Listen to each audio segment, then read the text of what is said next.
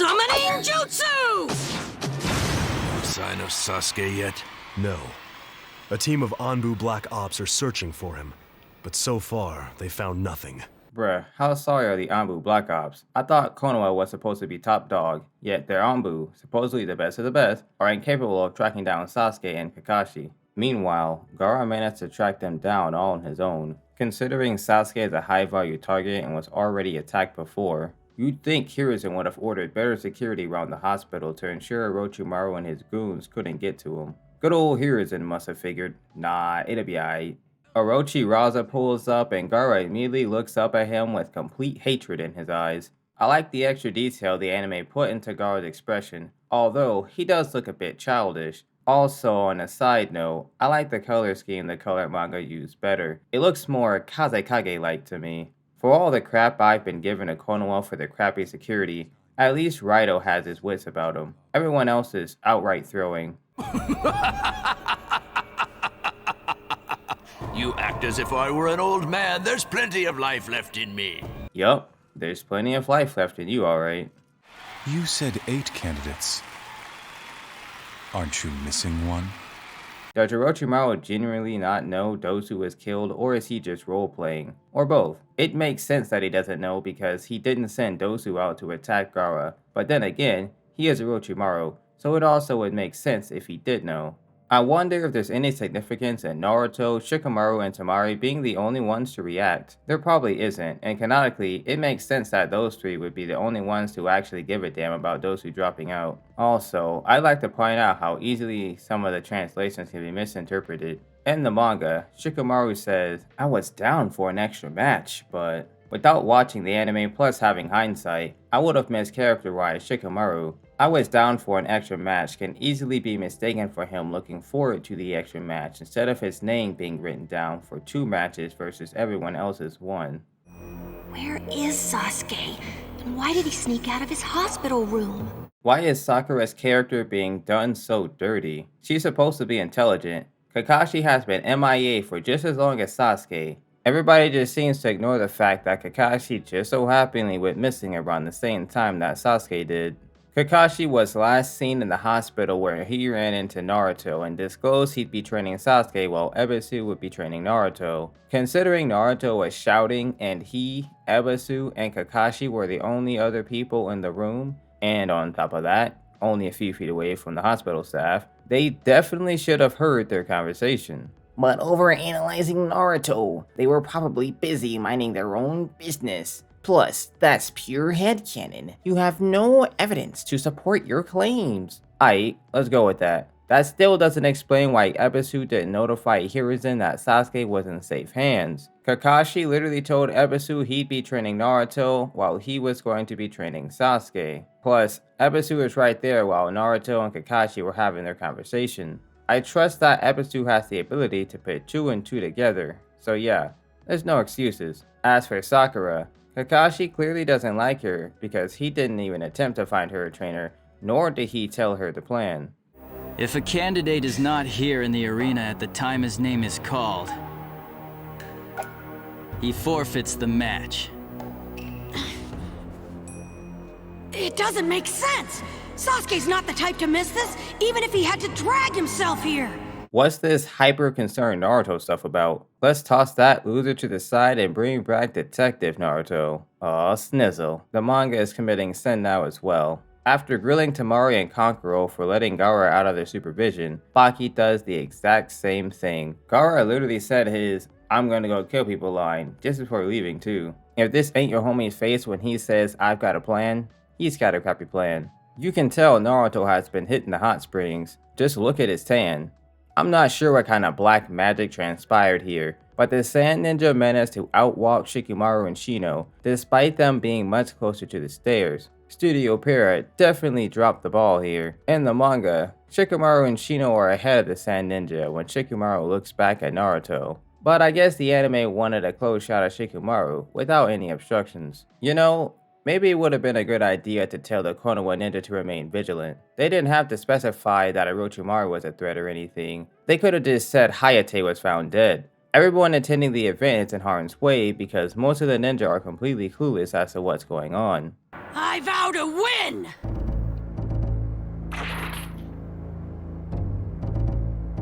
He has the look. He's calmer now, more sure of himself.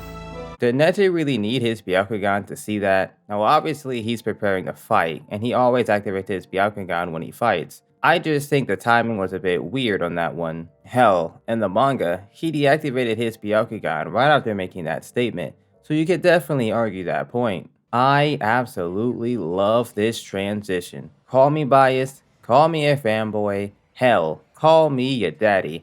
I don't care. The preludes of fights aren't talked about nearly as much as the fight themselves, but honestly, I think they should be. I know this in no way, shape, or form is foreshadowing that Naruto is a wind nature specialist, but hindsight is 2020, so I can't unsee this. The way the wind picks up and circles around the trio, alongside the camera angle zooming out from Naruto's face as he thrusts his arms downwards, creates the illusion that Naruto is controlling the wind. The timing of the sound effects and animation greatly play into that as well. Just watch. Are we gonna stand here talking all day? This scene screams Dragon Ball in my opinion. Powering up and affecting the environment is nothing new, but I can't be the only one who sees the resemblance. We've all seen Goku power up before. Something I'd like to point out is the importance of the surrounding cast's reaction to the individual powering up. The other participants are unfazed, as are all the higher-ups. However, everyone else struggles with the pressure of the wind. I'm aware that chakra isn't key, but one's mental state heavily affects their chakra potency. We know that because in episode 1, Naruto's chakra is amped, which allows him to easily create 1000 Shadow Clones. On the flip side, Hiruzen was suffering from a mental nerve for the first half of his encounter with Orochimaru. With that said, I'm fairly comfortable with stating that as a concept, chakra is similar to ki, in that it is composed of Genki, Yuki, and Shoki, which are vigor, courage, and right-mindedness respectively. Now you're probably wondering, okay, what's the point? Well, there isn't one. I was just saying. Anyway, it's no coincidence that right after Neji comments on Naruto's newfound courage, Naruto powers up on some Goku level energy. The whipped cream on top is right after Naruto finishes his one-liners, there's a final burst of wind that reaches all the way up to the Hokage and Raito. The two of them don't have blank faces like the participants, nor are they squinting from the power of the wind. Instead, they're smiling as if they already knew that they're in for 3 episodes worth of awesomeness. The cherry on top is right after Naruto stops powering up, all 3 of their hair stops moving simultaneously. If you were only reading the manga, you would have completely missed out on that epic scene. The past few minutes of me dissecting the anime is perfectly packaged into one panel. Quit yapping, let's fight! That's some Dragon Ball Super Goku energy right there. There's no powering up or suspense at all. It's a 1 out of 10 for me, Chief. Look at the confidence my boy Naruto is exuding. You would think Naruto would be in a fighting stance, and Neji would be standing upright, but the roles are reversed. I think the choice to not have the fight begin immediately was a great decision. You could make an argument that they only delayed the fight to extend the runtime, but I think it had more to do with the design of the fight. Watch closely, Hanabi. There's no one in the Hyuga clan who has inherited such a strong Kekkei Genkai.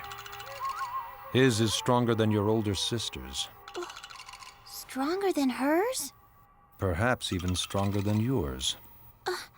I'm not sure what the anime was going for here, but this scene has a completely different meaning than the original. In the manga, both Hanabi and Hiyashi have a serious look on their face, and Hiyashi states Neji's Byakugan dummy slaps everyone else's, to which Hanabi replies with, Roger Roger. The anime makes Hinata's Byakugan sound goated, while simultaneously suggesting Hanabi's Byakugan rivals Neji's.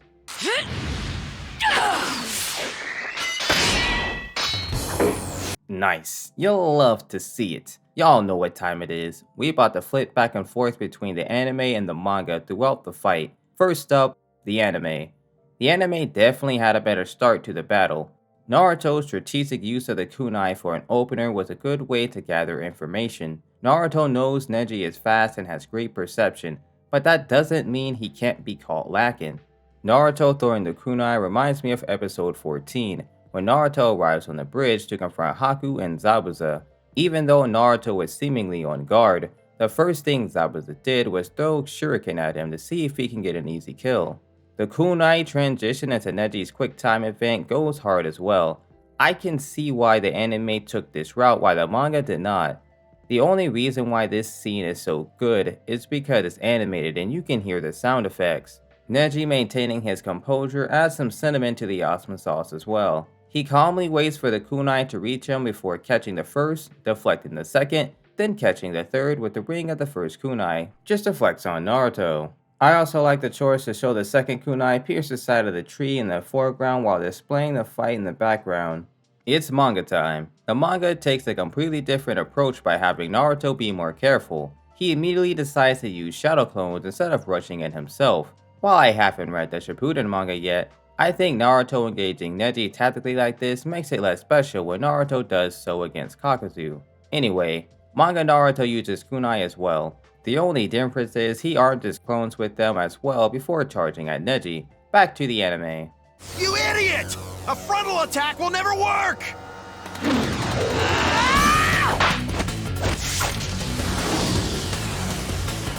For my first 50 times watching that clip, I thought Neji threw the kunai off to the left because he didn't want to use it against Naruto. Upon watching it for the 51st time, I realized staring at the back of Neji's head probably wasn't the best way to analyze the scene, so I looked over at Naruto and what do you know, there was the kunai.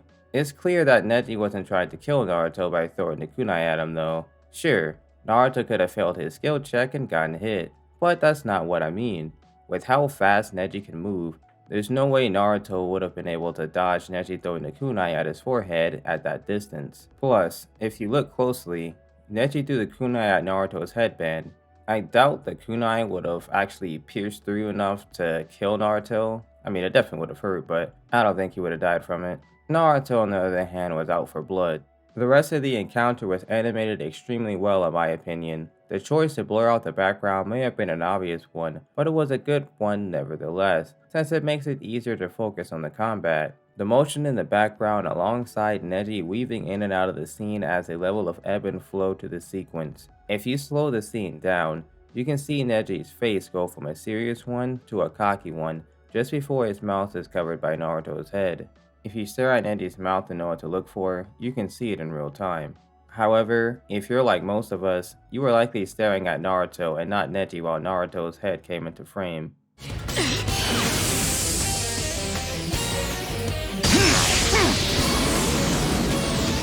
And that's a wrap. The fight should have been over right there. Naruto's heart should be one with the Force right now.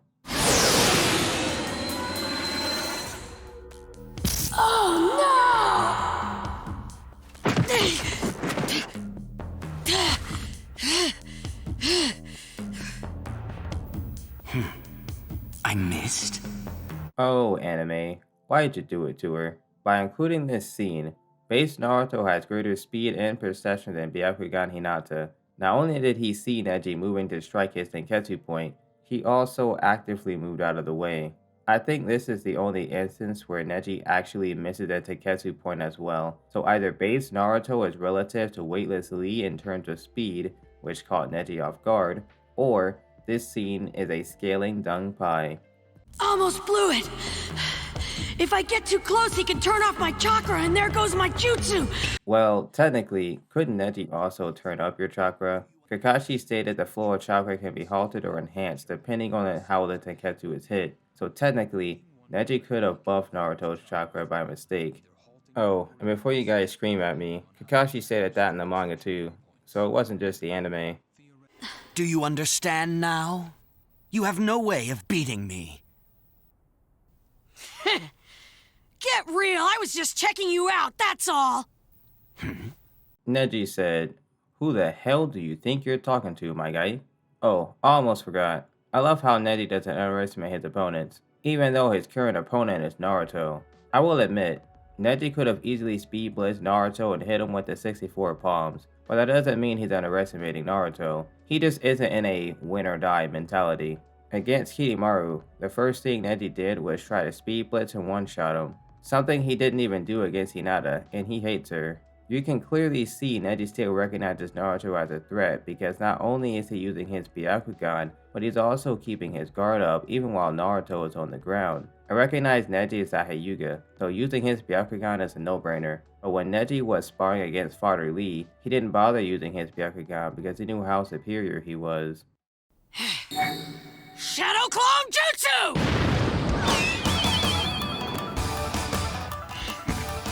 Well, isn't he something? That Shadow Clone Jutsu is a Jonin level technique.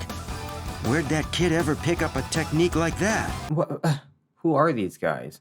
Who hired them? How do they not know where Naruto acquired that technique? Even if they were out of the village on a mission, how did they not hear about Naruto sneaking into the Hokage's manor and stealing a forbidden scroll? Sure, only Iruka and Mizuki were there to see Naruto use the Shadow Clone Jutsu, but surely Iruka was questioned about the details of that mission, right, Hiruzen? Shadow clones. I see. Quite clever. He's distributed his chakra evenly among them so that even my Byakugan can't pick out the real one. I feel like this scene ties into what I was referencing earlier. Neji didn't have a mental breakdown upon seeing Naruto summon the Shadow Clones. By mental breakdown, I mean he didn't go, "Nani? How is that even possible? He's supposed to be fodder," or anything like that. He was more like, "Shadow Clones. Aight then, I see you. You even spread your chocolate evenly throughout them, so I couldn't easily detect the real you. Nice job." Which kinda makes me curious actually. By the way Neji said that, it sounds like not everyone evenly distributes their chakra to their Shadow Clones, which actually makes perfect sense when you think about it. Most ninja don't have the chakra to just store around like that, so if they were to put a bunch of chakra into a Shadow Clone and they got one shot, then they would most likely lose that fight.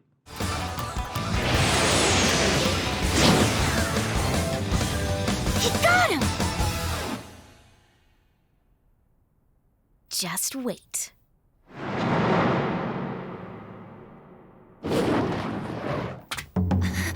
Bruh, why'd they have to do Sakura like this? It definitely adds to the tension of the scene, but literally every other character shown on the screen saw Neji dodge, and then there's Sakura. I'm not saying making a meme out of Sakura didn't pay off in the end, because it definitely did help steal the souls of the audience once they realized how one-sided the fight actually was. Neji is absolutely obliterating Naruto and his clones to the point that even Hiashi and Hinabi were thinking, "Nani?" Which, judging from their reactions, there's this weird combination of underestimating Neji and overestimating Naruto going on here. These eyes of mine show me many things. One thing they've shown me. People's limitations are set, fixed, and unchangeable. Only a fool wastes his time trying to become something he can never be. Alright, y'all knew this was coming. This topic has been discussed numerous times before. Neji's philosophy, was he right or was he wrong? In my opinion, I don't think there's an objective right or wrong. If you were to argue against destiny, it's easy for the person arguing for destiny to say that anything that happened to you was destined to occur. You can argue all you want about Naruto working hard and defying destiny to become Hokage, but I can just as easily argue that Naruto is the son of Minato, who is trained by Jiraiya, who is trained by Hiruzen, who is trained by Tobirama, and also received additional training from Hashirama, who is quite literally Hashirama. On top of Naruto being an Uzumaki, he is also the reincarnation of Ashura. On top of that, his father also just so happily specializes in sealing jutsu, and possesses the one jutsu that allowed him to counter Kamui, which allowed him to defeat Obito, which then led to the release of the Nine Tails, and then eventually being sealed inside of Naruto so that he could one day master its power. I could go on to be honest, but it's pointless due to it being a perspective issue. I personally believe in multiple destinies versus a singular one like Neji. I believe people are destined to do things, but depending on the decisions that they make, their destiny changes. For instance, if you've seen Dragon Ball, Trunks went back in time to hopefully create a better future for himself. However, all he did was create a branch timeline. That's what I'm talking about. There's possible outcomes if you decide to go to the gym, and there's outcomes from when you don't. Depending on your perspective, what I'm saying perfectly aligns with what Naruto is saying in that you can create your own destiny. Which, to a certain extent, I agree with. You can't control every variable in life, nor can you control what happens to you. The only thing that you can control 100% of the time is how you react to those events. The only advice I can give you that works in any given situation is to stay resolute. Deuces. Ninja art and the video jutsu.